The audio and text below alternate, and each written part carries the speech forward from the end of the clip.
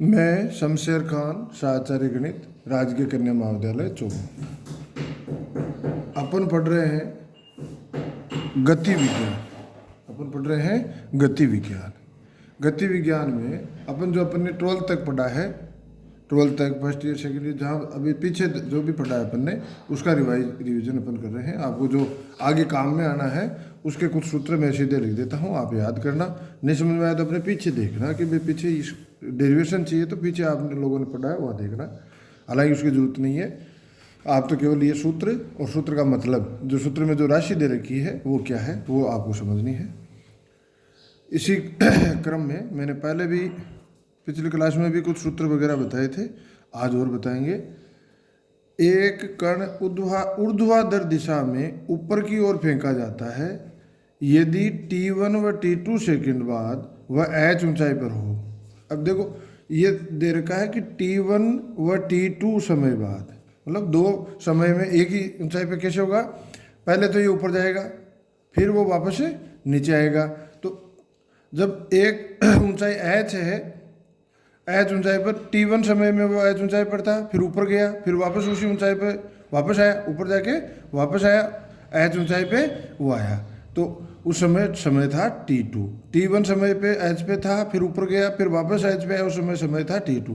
तो t1 व t2 second बाद वह h ऊंचाई पर हो तो आरंभिक वेग equal to 1/2 g into t1 plus t2, h equal to 1/2 g t1 t2।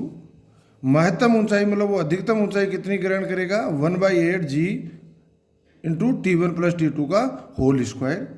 आधी ऊंचाई पर वेग h/2 ऊंचाई पर वेग 1/2 g अंडरूट t1 का t1 square plus t2 square. तो ये सूत्र है। तो ऊर्ध्वाधर ऊपर कोई चीज फेंकी जाती है तो उसके लिए ये 4 सूत्र है, आप लोग याद रखना। संवेग आप लोगों ने पढ़ रखा है, द्रव्यमान इंटू वेग। तो m द्रव्यमान वाले पिंड का किसी क्षण वेग v हो तो उस समय उसका संवेग p इक्वल टू mv आप लोगों ने पढ़ रखा है। न्यूटन के गति के नियम हालांकि आपने पढ़ रखे हैं, पर एक बार रिवाइज कर लेते हैं क्योंकि बार बार इन चीज़ों की जरूरत पड़ेगी। तो अपने बिल्कुल दिमाग में बिल्कुल नए सिरे से अपने तैयार होने चाहिए। प्रथम नियम, प्रत्येक पिंड अपनी विराम अवस्था अथवा एक सरल रेखा में एक समान गति की अवस्था में ही रहता है। मतलब अगर वो विराम अवस्था में है तो विराम अवस्था में रहना चाहेगा, और यदि वो गतिशील है तो वो गतिशील ही रहना चाहेगा, जब तक कि इसे किसी बाह्य आरोपित बल द्वारा उस अवस्था से बदलने को बाध्य न किया जाए। ठीक है। दूसरा नियम, संवेग परिवर्तन की दर आरोपित बल के समानुपाती होती है तथा गति की दिशा में ही यह परिवर्तन होता है। संवेग परिवर्तन की दर, संवेग क्या है p, संवेग परिवर्तन की दर आरोपित बल के समानुपाती होती है तथा गति की दिशा में ही यह परिवर्तन होता है। तीसरा नियम, प्रत्येक क्रिया के साथ समान व विपरीत प्रतिक्रिया होती है। ठीक है। अब गति उत्पादक बल F इक्वल टू m आप लोगों ने पढ़ रखा है। मैंने F ज़्यादातर किताबों में त्वरण को A लेते हैं, इसलिए मैंने पहले कहीं मैंने त्वरण को F लिया है। तो अपन वहाँ बताएंगे A क्या है, त्वरण है। यदि यहाँ F लेते तो F के को बताते कि ये त्वरण है। तो गति उत्पादक बल इक्वल टू द्रव्यमान इंटू त्वरण है, मतलब ma। F is equal to ma, F is equal to ma। ठीक है। त्वरण भी सदिश राशि है, बल भी सदिश राशि है। पिंड का भार, अपन कहते हैं ना इसका वजन ये है, तो पिंड का भार, किसी पिंड का भार वह बल है जिससे पृथ्वी उस पिंड को अपने केंद्र की ओर आकर्षित करती है। W is equal to m तो द्रव्यमान है इंटू गुरुत्वीय त्वरण mg, W is equal to mg। तो 1 kg is equal to 9.81 newton होता है। बस ये चीज़ें आप लोग सीधी याद रख लो, और कोई पीछे की जरूरत पड़ेगी तो मैं बीच बीच में बताता रहूँगा। जो चीज़ें मेन थी अपने को ध्यान में रहनी चाहिए उनको अपन ने रिवाइज कर लिया। अब अपन चैप्टर पे चलते हैं। अब है सरल रेखीय गति, सरल रेखीय गति। कोई पिंड है, वो ओ पर था, बिंदु ओ पर, और वह ओ से गति करता हुआ पी पर पहुंचता है, और ओ से पी की दूरी है एक्स। तो इसका मतलब उस पिंड का विस्थापन कितना हो गया, एक्स।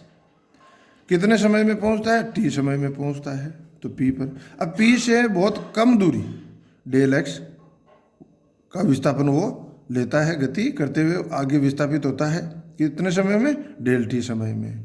तो v is equal to limit del T tends to 0 del X upon del T is equal to D X upon D T. तो अपने वेग पढ़ रखा है, सीधा याद रखो v is equal to D X upon D T. अक्ष तो क्या है, विस्थापन, और इतना विस्थापन होने में लगा समय कितना है, t, या वेग v is equal to D X upon D T. बस आपको ये ध्यान रखना। सरल रेखीय गति में कोई भी वेग है वो विस्थापन में परिवर्तन की दर होती है। तो विस्थापन है x, तो इसमें परिवर्तन की दर हो गई D X upon D T. त्वरण वेग में परिवर्तन की दर मतलब D V upon D T. तो इसको अपन लिख सकते हैं D upon D T, D X upon D T, V को अपन लिख दिया, तो D square X upon D T square. अब त्वरण का एक रूप दूसरा भी अपन लिख सकते हैं, D V upon D T is equal to D V upon D X और D X upon D T. D V upon D X और D X upon D T is equal to V D V upon D X. तो D V ये नया रूप हो गया।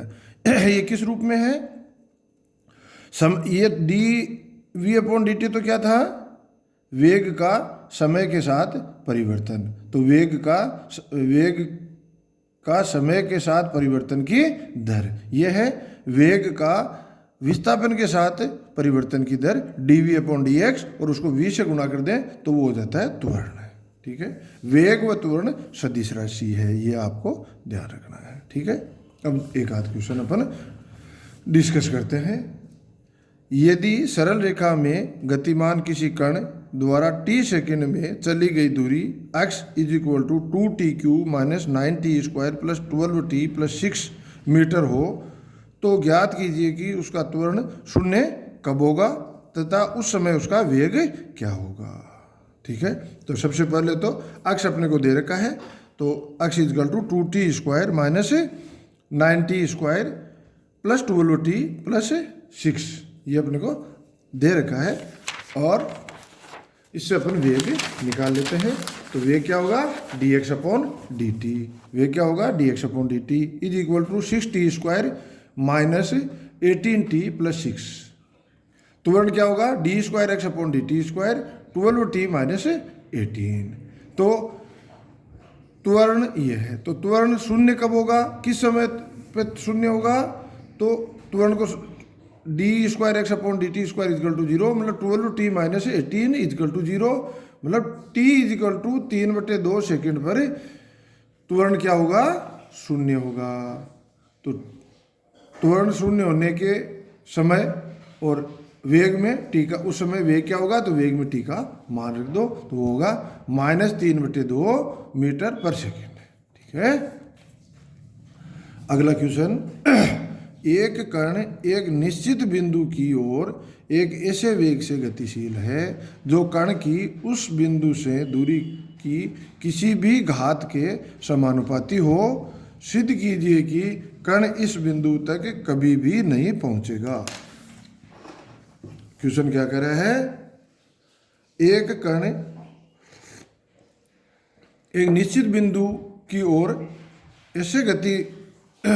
ऐसे वेग से गतिशील है जो कण की उस बिंदु से दूरी के किसी भी घात, जो कि एक या एक से बड़ी हो, के समानुपाती हो। तो दूरी की घात का समानुपाती है क्या है, वेग।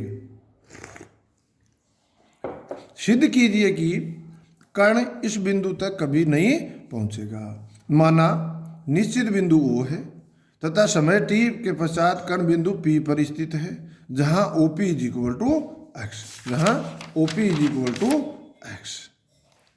माना बिंदु क्या है, O है, और एक समय t पर वो कहाँ है, बिंदु P पर है, इधर गतिशील है। ठीक है, ये O है, P पर है। ठीक है, और कितने समय पर, टी समय पर, टी समय पर है, ठीक है, और उस समय दूरी है x, टी समय पर दूरी है x, OP क्या है, x है, ठीक है। तो प्रश्नानुसार P पर V is equal to minus mu x की power n,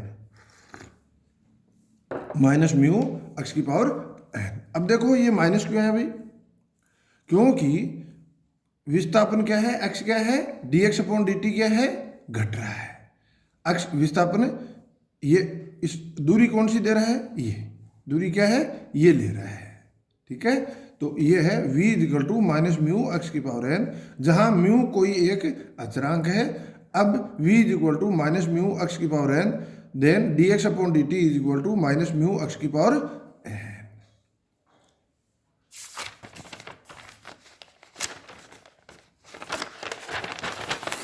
then dt is equal to minus dx upon mu x की power n is equal, then समाकलन dt इज इक्वल टू समाकलन dt is equal to minus 1 upon mu समाकलन dx upon x की power n,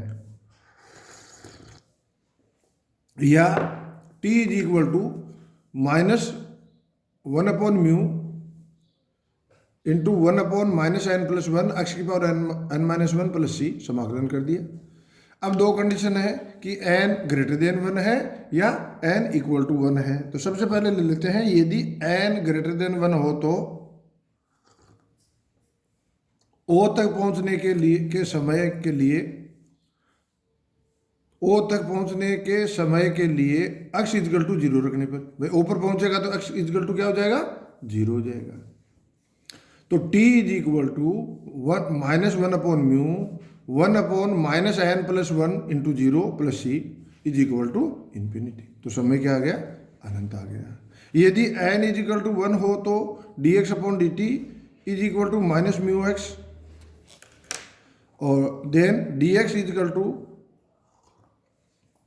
minus dx upon then dt is equal to minus dx upon mu x, then समाकलन dt is equal to minus 1 upon mu समाकलन dx upon x, then t is equal to minus 1 upon mu log x plus c1। पुनः p तक पहुंचने के समय के लिए x is equal to 0, p पर जो पहुंचेगा तो x इज इक्वल टू 0 होगा। तो t is equal to minus 1 upon mu log 0 plus c is equal to infinity. इसका मतलब n ग्रेटर देन 1 पे भी अगर हो तो भी वो पिंड O पर नहीं पहुंचेगा क्योंकि समय अनंत लग रहा है। और यदि n इजिकल टू 1 ले ले तो भी समय अनंत आ रहा है, इसका मतलब पिंड O पर कभी नहीं पहुंचेगा।